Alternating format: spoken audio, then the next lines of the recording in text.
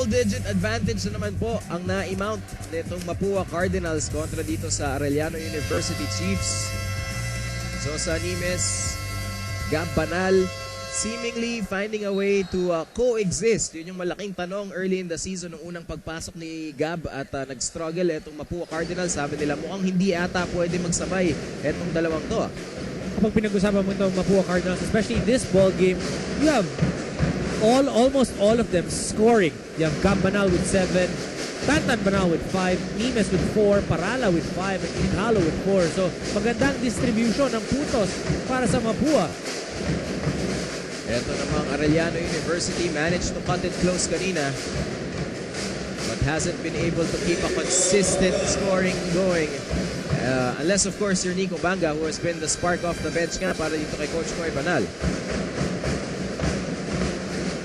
Nimes going high to Kenneth Ighalo. That's a tough pass out. 10 seconds remaining. Broken play for Mapua.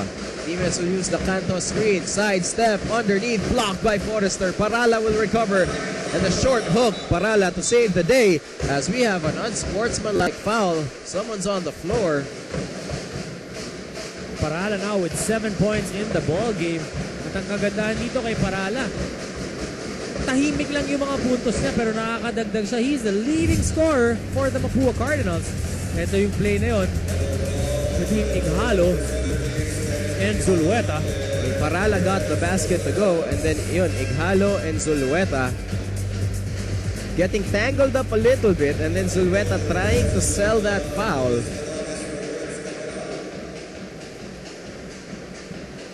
So from the looks of it, it will be just a regular foul. I think that's the right call. Double foul. So double foul ang inaitawag at it will even out for both players. Ighalo and Zulueta both charged with it. That's gonna be a travel call dito kay Julius Cadavis. Babalik sa Mapua ang bola with a chance to extend this 10-point lead.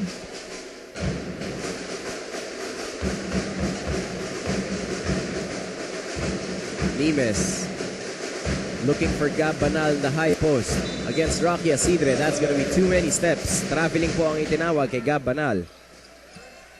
Gab Banal, he has the ability to do a lot of things on the court. But one thing he needs to check, yung kanyang turnovers. In the games that he's played, he's averaging 4.5 turnovers a ball game. A statistic just too high para kay Gab Banal because magaling siyang player eh. So isang statistic yon na hindi mo inaasahan na binibigay ni Gab Banal.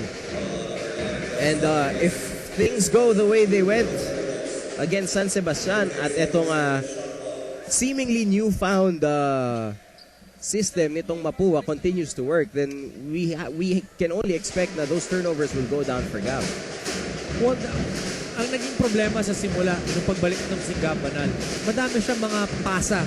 Hinahanap niya yung kanyang mga teammates, but it turns out into a turnover dahil wala sa tamang posisyon or lack of familiarity. Kahit na nag-iensayo kayo magkasama, pagdating sa game, iba yun. Iba pa rin yun eh. Well, hopefully after X number of games on the floor already para dito sa Mapua, they've all gotten to know each other fairly well.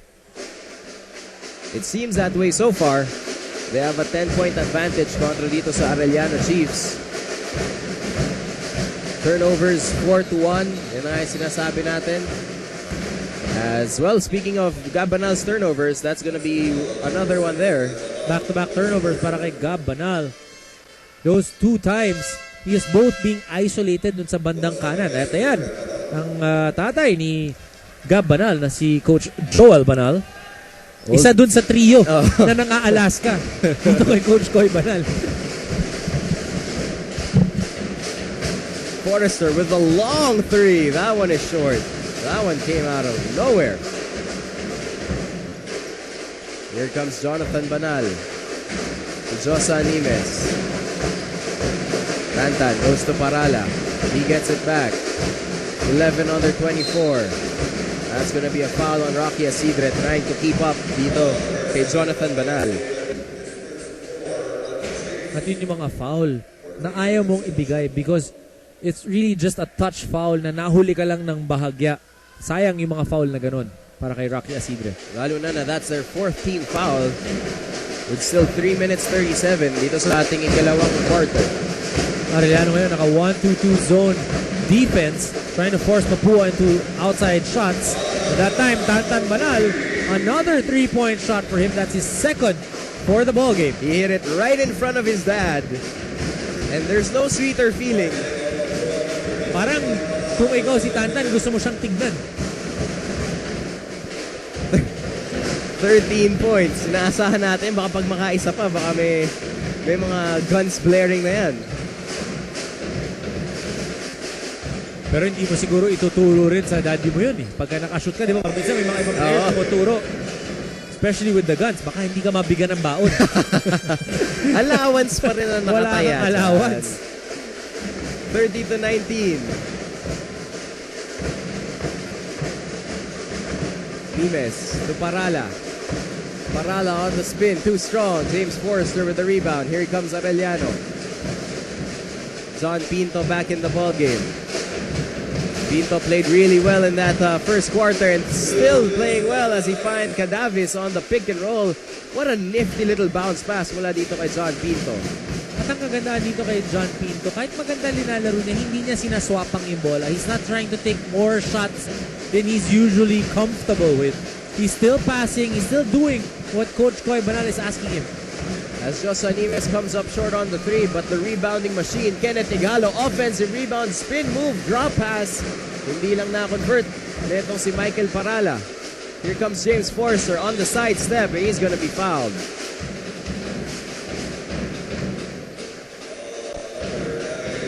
Looks like a foul on Josa Nimes. James Forrester has been aggressive dito sa offensive end ever since pumasok siya, trying to get a rhythm going for himself. Ang maganda dito kay James Forrester, he actually hasn't attempted from the outside. Alam natin na nakakashoot sa labas. But one thing he needs to work on, yung kanyang drive towards the basket. Because kung titignan mo yung katawan at katawan lang, itong si James Forrester, alam mong kaya niya. He can take the contact. But how to get to the basket using his dribbling ability, yun ang kailangan ma-improve ni James Forrester. At kung katawan at katawan lang, alam rin natin na iiwasan siya ng mga defenders. That's what he tried to do there. At nung hindi nga umiwas, etong si Josa Nimes, napituhan naman siya for a personal. Tantan Banal. John Pinto on him. The veteran and the rookie. Kenneth Igalo. Under 10 sa kanilang shot clock. Josa Nimes trying to get fancy with it, loses it. Jonathan Banal with a counter steal. Pull up 3. Jonathan Banal is feeling it. And Coach Koy Banal is livid. Ayaw. Hindi na gusto yung nakikita niya because that time, dapat bola na nila yun eh. Defensive rebound na nila yun. Pero na turnover pa, nakashoot ng 3 points itong si Tantan Banal. Usually, when your dad punches in the air after you sink a 3-pointer, it's a good sign. In this case, not so much. Kasi magkalabang kayo eh. Here's Tantan again. Fakes the 3. Goes to Igalo in the corner. Strong drive. Kenneth will lose it. Bola na sa Arellano. James Forrester. No look pass. Levy Hernandez. They will reset. Bola na kay John Pinto. Will use the Cadavis screen. Pinto, the little hesitation. Drop pass once again to Cadavis, and that's gonna be a foul. Mapipituhan dito. Etong si Jesse Saitanan.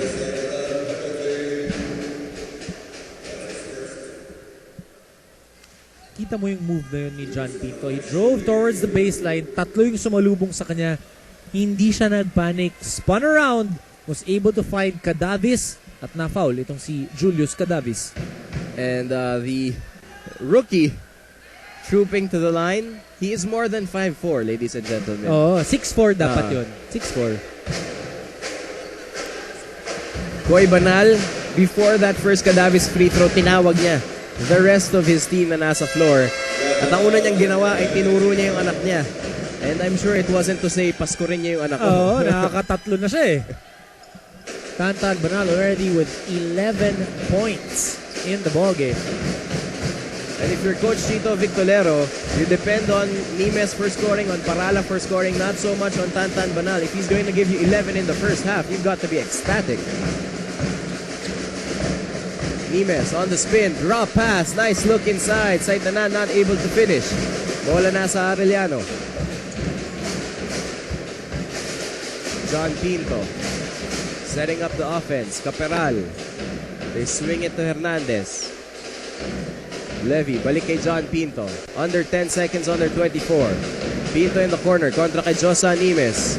Floater, John Pinto, back rim, no good. And Prince Caperal working hard, getting the offensive rebound to end the first half. And that's a big play for Prince Caperal. You want a big play to be able to catapult you into the second quarter. Yung ganung mga yon, impact play para kay Caperal. He's the best big man now for Coach Koy Banal because he does a little of everything. 33-26. We'll have your halftime stats after this.